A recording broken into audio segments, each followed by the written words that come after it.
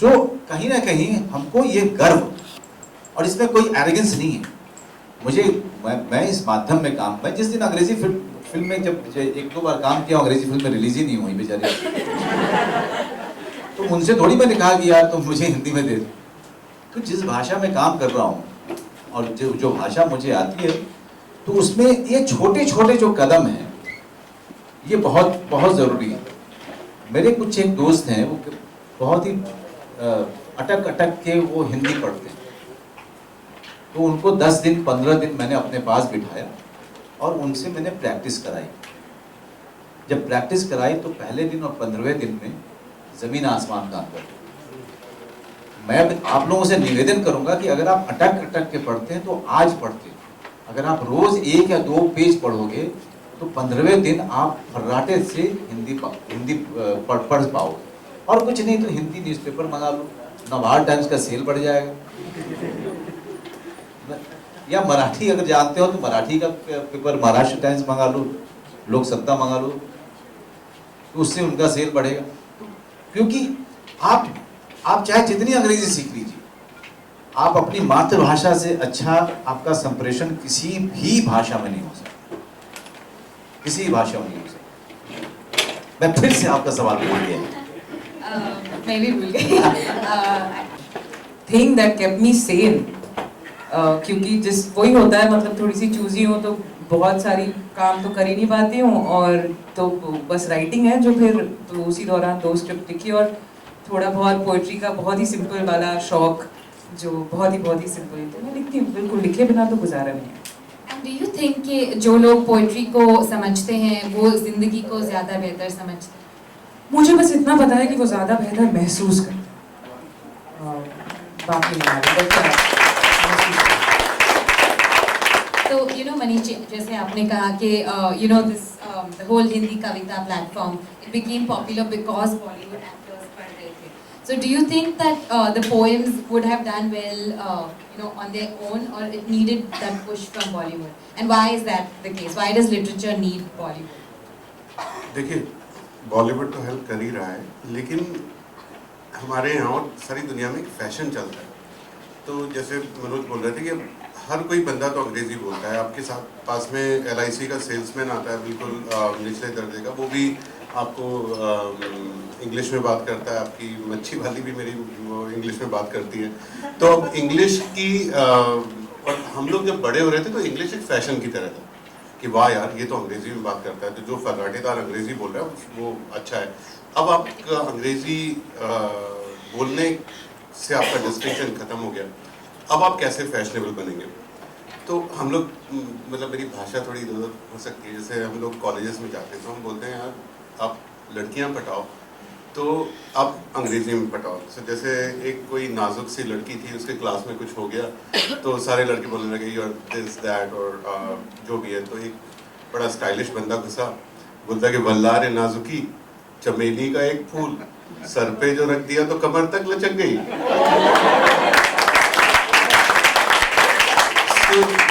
Now no points for गेसिंग कि वो किसके साथ कॉफी पीने गई होगी। तो आप इस देश में आप वैसे भी किसी भी जितने भी लोगों को आजकल मैं जानता हूँ, तो मेरा ये मानना, अंग्रेजी सब लोग बोलते हैं।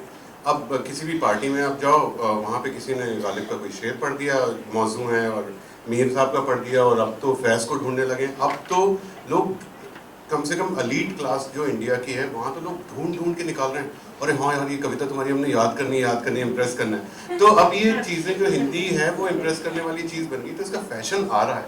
वैसे भी आप और एक और खुद का एक्सपीरियंस ये रहा कि हम कविताएं बहुत सारे कॉलेजेस और यूनिवर्सिटीज़ में ले गए। तो पहले तो बड़ा दुख होता था कि जो हिंदी भाषी जगह पे ले गया, MP में, बिहार में लेके जाओ, UP में, लोग बैठे रहते हैं, हाँ ठीक है अच्छा मनोज भाई, हाँ ठीक है। तो ये हुआ।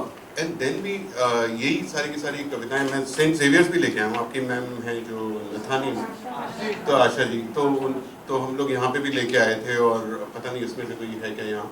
और हम जितने भी बड़े बड़े इंस्टीट्यूशंस हैं जहाँ पे सिर्फ अंग्रेजी ही यूज़ होती है, वहाँ पे लेके गए।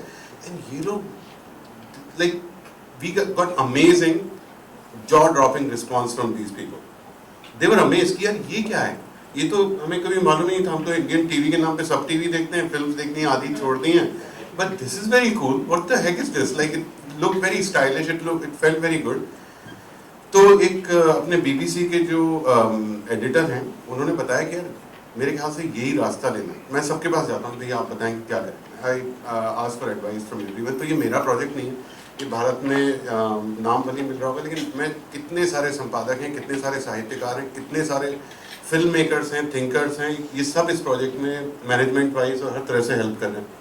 तो इन्होंने कहा कि ठीक है आप ऐसे ही करो कि इसको आप change the convert the Kings, मतलब जो एक 1% सोशल मलाई होती है, वो लोग जो भी करते हैं पीछे वाले उसको फॉलो करते हैं।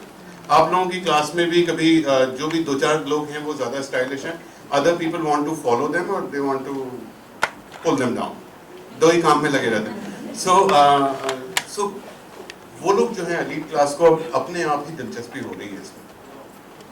And you know, you touched upon the point कि जब आप NRI थे तब आपको देश की बहुत याद आती थी, and तब that's when you realized the value of Hindi. तो ऐसा क्यों होता है कि जो लोग इंडिया में रहते हैं उनको हिंदी या इंडिया का महत्व पता नहीं चलता है, only when you move away from your country? देखिए, हर छठवां इंसान दुनिया में, इससे डिप्रेसिंग थिंग, अगर आप लोग ध्यान देंगे इस बात पे तो डिप्रेस हो जाएंगे। हर छठवां इंसान दुनिया में भारतीय है, वी आर दैट मैनी।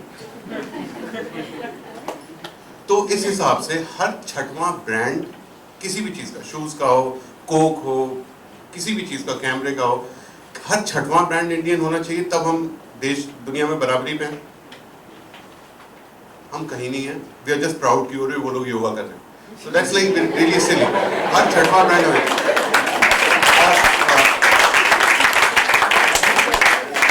छठवां नहीं है तो हर 60वां ब्रांड हो जाए, 60वां नहीं है तो हर 600वां ब्रांड हो जाए। आप लोग एक भी ब्रांड नहीं बता सकते जो भारत का। So we are followers and we are very happy. आजकल मतलब जितने इंटेलेक्चुअल डिस्कशंस फेसबुक पे चल रहे हैं, हर जगह चल रहे हैं, everybody is satisfied with our country and growth and themselves and whatever they are contributing और रिसीविंग फ्रॉम दिस थिंग। ये बात हो ही नहीं रही कहीं कि यार हम क्या है, मतलब क्या हम देश को, दुनिया को 2-4 ब्रांड्स नहीं दे सकते? क्या हम इतने ज़्यादा लोग हैं कि हम वो बेल्जियम जैसा इतना सा पिद्दा सा कंट्री, 40-50 लाख लोग रहते हैं, वो बेल्जियम में हमारा ही हो रहा है, how can we even be proud? और वो कोई फॉरेन से आ जाता है, आप लोग तो फिल्म स्टार्स हैं, आप लोग देखते होंगे पेपर में, वो कोई भी आ जाएगा यहाँ इंडिया में, टॉम क्रूज आएगा, बोलेगा आप आई लव समोसा, और इंडियंस आर हैप्पी, और उसकी मूवी चल गई। तो ये कैसे तो हमें यूज़ कर रहे हैं और हम यूज़ होते जा रहे हैं। तो बात सिर्फ हिंदी की नहीं है, मतलब भाषा की तो है ही नहीं, हम अंग्रेजी में किसी में भी, हमें देश प्रेम से, हम जैसे ये बोल रहे थे कि ज़मीन से जुड़ना, हम कहीं से जुड़े नहीं हैं, हमें कोई कॉन्फिडेंस नहीं है एज अ कंट्री। यहाँ पे बच्चों लोगों से आप मिलो, I am sorry to generalize this thing, बच्चों को कोई कॉन्फिडेंस नहीं कि वो क्या, they can invent anything, invention they don't even think about, whereas तो ये गरीब देश है, you are sitting in premier institution, आप लोगों के यहाँ जो भी है that's probably the best in the country. अब बाकी जगह का सोचो कितना अकाल पड़ा है अकल का, कोई कॉन्फिडेंस का। तो जमीन से जुड़ने वाली बात ये मतलब ये नहीं है कि भाई वो हिंदी अपनी भाषा है इसलिए, और या इसमें जो भी है, तो जस्ट अल्टीमेट एम है जिंदगी का कि आप अपना बेस्ट करें, जो भी आप हैं आप अपना बेस्ट बने। वो करने के लिए आपको जो टूल्स चाहिए उसमें शायद भाषा एक बहुत इंपॉर्टेंट टूल हो सकती है, दैट्स द ओनली पॉइंट। तो मैं भी भटक गया। Okay. And you touched upon it. You said that you've gone to colleges and you've got a great response. So now you think, and I mean, Hindi Kavita has been successful क्योंकि ये videos बहुत stylish तरीके से shot किए गए हैं. So do you think?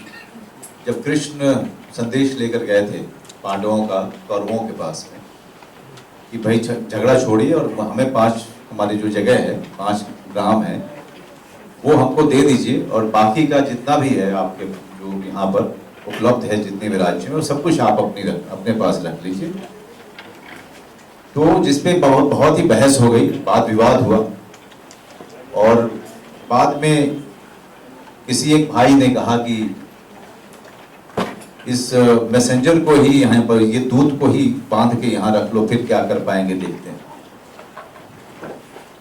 तो जब कृष्ण को ये लोग बांधने चले तो कृष्ण का रूप विकराल होता गया। वहां पर पहली बार कृष्ण ने अपने भगवान का रूप दिखाया था। इसके पहले वो मामा थे, एक आम से आदमी थे, एक दूत थे, और उनका रूप बढ़ता ही चला गया, बढ़ता ही चला गया। तो इस वो वाला प्रसंग है, मैं जहां तक हो सकता है मैं पढ़ने की कोशिश करूंगा, जहां पे सांस जो है खत्म हो जाएगी वहां पे छोड़ दूंगा। बहुत बड़ा है।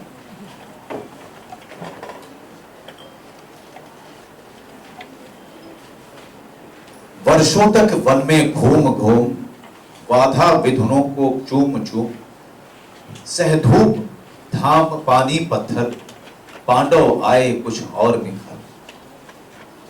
सौभाग्य न सब दिन सोता है, देखें आगे क्या होता है। मैत्री की राय बताने को, सबको सुमार्ग पर लाने को, दुर्योधन को समझाने को, भीषण विध्वंस बचाने को भगवान हस्तिनापुर आए, पांडव का संदेशा लाए। तो न्याय अगर तो आधा दो, पर इसमें भी यदि बाधा हो तो दे दो केवल 5 ग्राम, रखो अपनी धरती तमाम। For more news and gossips, don't forget to subscribe to Bollywood Helpline.